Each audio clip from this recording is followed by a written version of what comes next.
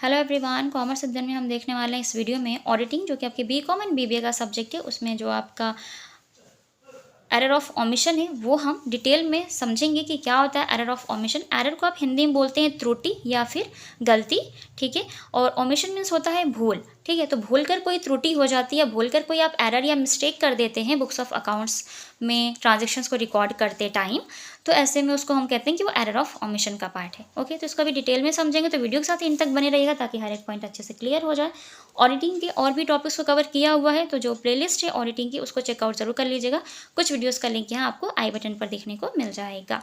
Okay, so error of omission generally arise due to the mistake of a clerk. तो जो भी clerk हैं तो उनसे मिस्टेक हो जाती है, तो जो आपका एरर ऑफ ओमिशन है मिस्टेक की वजह से ही जनरली अराइज होता है, ठीक है। कोई भी यहाँ पर कुछ भी जानबूझकर गलती नहीं करता, कोई भी इंटेंशनली ऐसा नहीं करता, बाय मिस्टेक ये एरर क्रिएट हो जाती हैं।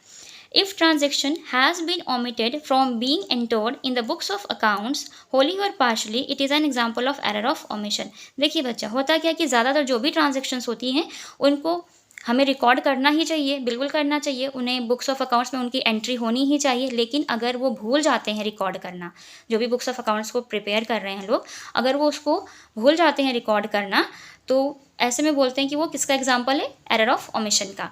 अब वो पूरे तरीके से भी भूल सकते हैं रिकॉर्ड करना और पार्शली भी हो सकता है, ठीक है। जैसे मान लीजिए ट्रांजैक्शन हुआ, मैंने बोला कैश रिसीव्ड फ्रॉम राम, तो आपको कैश तो रिसीव्ड हो गई राम से, तो आपने कैश की तो एंट्री कर दी, लेकिन राम को तो कहीं मेंशन ही नहीं किया, भूल गए आप मिस्टर राम को। तो ये सारी चीज़ें, तो वो पार्शली भी हो सकता है, कंप्लीट तरीके से भी ये एरर हो सकती हैं। अभी आगे इसको डिटेल में समझते हैं। There are items like purchases or sales which have been recorded in the books of accounts but due to carelessness they have been omitted from being recorded। देखिए बच्चा, जब भी कोई परचेज होता है, सेल्स होता है, तो उसको रिकॉर्ड करना चाहिए ना, बुक्स ऑफ अकाउंट्स में होना ही चाहिए, रिकॉर्ड करना चाहिए था।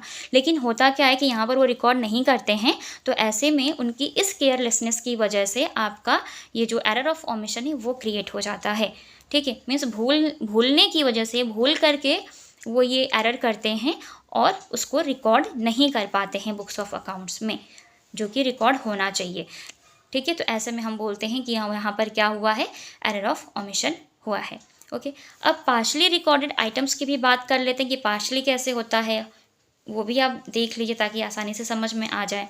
कंप्लीट तरीके से तो समझ ही गए होंगे। जैसे मान लीजिए आपने किसी से भी गुड्स परचेज़ किया, तो आपने उस परचेज़ को पूरे तरीके से क्या किया, और रिकॉर्ड ही नहीं किया, आपको याद ही नहीं रहा कि हाँ ऐसा भी कोई ट्रांजैक्शन हुआ जिसे रिकॉर्ड करना था, भूल गए आप उसको रिकॉर्ड करना, तो वो तो कंप्लीट तरीके से हो गया ना, कि कहीं कोई नामो निशान ही नहीं है। तो जब कंप्लीट तरीके से ही भूल गए हैं, तो ना तो आपने उसकी जर्नल एंट्रीज में कोई एंट्री की, ना ही आपने पोस्टिंग करते टाइम उसको ध्यान में रखा, है ना। तो जब जर्नल एंट्री में ही भूल गए, तो जब आप लेज़र पोस्टिंग करेंगे तो उसमें तो ऑलरेडी ही आप भूल जाएंगे, फिर ट्रायल बैलेंस बनाएंगे तो उसमें भी उसका कोई नामो निशान नहीं होगा।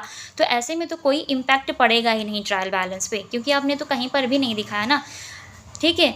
तो होता क्या कि ना आपने डेबिट में दिखाया, ना ही आपने क्रेडिट में दिखाया, डेबिट में कुछ आइटम दिखाया, क्रेडिट में कुछ आइटम नहीं दिखाया, तब जाकर के इम्पैक्ट पड़ता है आपका कहाँ पर, ट्रायल बैलेंस में। लेकिन अगर दोनों ही जगह पर कोई भी एंट्री नहीं हुई है, कोई भी रिकॉर्ड नहीं है, तो ट्रायल बैलेंस पर भी कोई इम्पैक्ट नहीं आता है, ठीक है। ये ध्यान रखिएगा। अब हम बात करेंगे पार्शली रिकॉर्डेड आइटम्स की।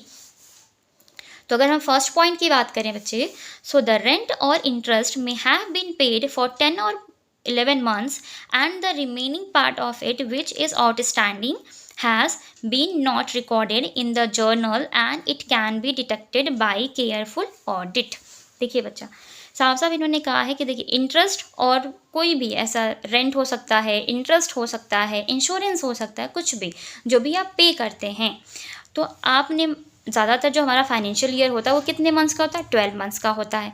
आपने उसको पे किया हुआ है सिर्फ 10 महीने के लिए, इन रेंट और इंटरेस्ट को 10 महीने के लिए दिया, 11 मंथ्स के लिए दिया, तो जो अमाउंट बच गया देने से, 2 महीने का, 1 महीने का, आपने जिसका पेमेंट नहीं किया, जिसे आप बोलते हैं outstanding that means due but not paid, means जो अमाउंट अनपेड है।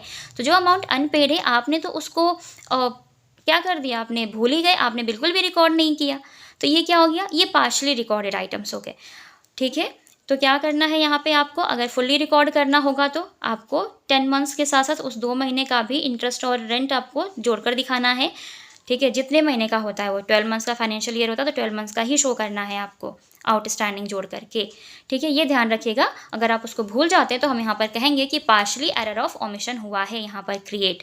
ठीक है बच्चा, अब ये डिटेक्ट कैसे होता है, तो हाँ, केयरफुल ऑडिट जब होगी, ऑडिट मीन्स जो ऑडिटर होते हैं वो जब बुक्स ऑफ अकाउंट्स को चेक करते हैं कंपनीज़ की, तो जब वो केयरफुली उसको चेक करते हैं तो डिटेक्ट कर पाते हैं, क्योंकि उनके सामने दिखता है कि अगर 1 मंथ का रेंट 1000 रुपये है और 10,000 दिखाया गया है पूरे साल का, दैट मीन्स कि 2 महीने का जो रेंट है वो छूट गया है उनसे। ठीक है, तो वो समझ जाते हैं। क्लियर हो गया इतना पॉइंट। सेकेंड पॉइंट देखते हैं, if an item has been recorded in the journal but has not been posted in the ledger. Simple सी बात, देखिए उन्होंने जर्नल एंट्रीज करते टाइम तो उस ट्रांजेक्शन को रिकॉर्ड कर दिया, लेकिन जब वो पोस्टिंग कर रहे थे, लेजर अकाउंट्स बना रहे थे, तो वो वहाँ पर उसको रिकॉर्ड करना भूल गए। जैसे मान लीजिए कैश कहीं से रिसीव हुई तो उन्होंने कैश की एंट्री तो कर दी है जर्नल एंट्रीज में, लेकिन लेजर अकाउंट जब कैश अकाउंट उन्होंने बनाया तो वहाँ पर उनसे बाई मिस्टेक वो जर्नल एंट्री स्किप हो गई होगी, या वो देख नहीं पाए, या छूट गई गलती से। ठीक है, तो क्या हुआ, यहाँ पर एरर ऑफ ओमिशन क्रिएट हो गया। ठीक है, तो ये भी पार्शली है, ये भी ध्यान रखिएगा। नेक्स्ट पॉइंट देखते हैं, if one aspect of item example purchase और sales has been entered in the books such an omission will affect the trial balance and it will be detected. बिल्कुल सही बात है। देखिए यहाँ पर दो एस्पेक्ट आप सबको पता है, एक होता है हमारा डेबिट साइड, एक होता है हमारा क्रेडिट साइड।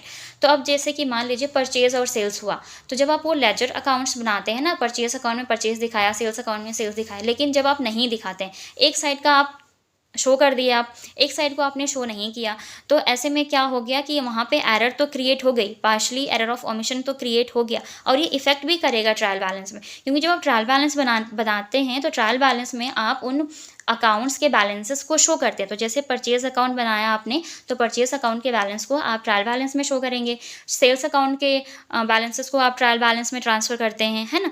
तो अगर कोई भी एक ट्रायल बैलेंस में छूट गया है, आपने वो ट्रांसफ़र नहीं किया है, तो हाँ, इससे क्या होगा कि आपका ट्रायल बैलेंस इफेक्ट करेगा ही करेगा, और ऑडिट करने पर ये ईजिली डिटेक्ट हो जाएगा, इसमें कोई इशू नहीं आता, हो जाता है। ये दोनों जो होते हैं ईजिली डिटेक्ट हो जाते हैं।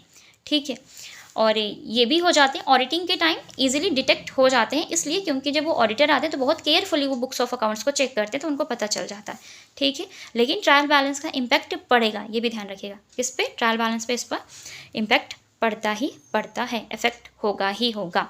ठीक है, तो ध्यान रखिएगा, जो Holi error of omission means complete तरीके से एरर ऑफ ओमिशन हो रहा है, दैट मीन्स कि अगर कोई भी ट्रांजैक्शन आप बिल्कुल ही उसको रिकॉर्ड करना भूल गए, कुछ भी रिकॉर्ड नहीं किया है आपने, पूरे तरीके से छोड़ दिया आपने, भूल गए हैं, तो ऐसे में कोई इफेक्ट नहीं होगा ट्रायल बैलेंस पे। लेकिन अगर पार्शली एरर ऑफ ओमिशन है, जैसे हमने ये 3 पॉइंट्स आपके साथ डिस्कस किए, अगर ये partially error of omission show हो रहे हैं, दैट मीन्स कि आपका जो ट्रायल बैलेंस है वो इफेक्ट भी करेगा।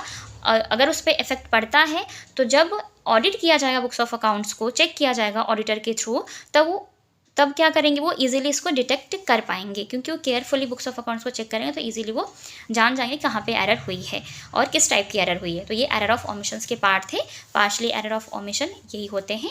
यकीन करती हूँ इस वीडियो में आपको समझ में आ गया होगा कि पार्शली एरर ऑफ ओमिशन क्या है, एरर ऑफ ओमिशंस क्या होती है, उसकी मीनिंग क्या होती है।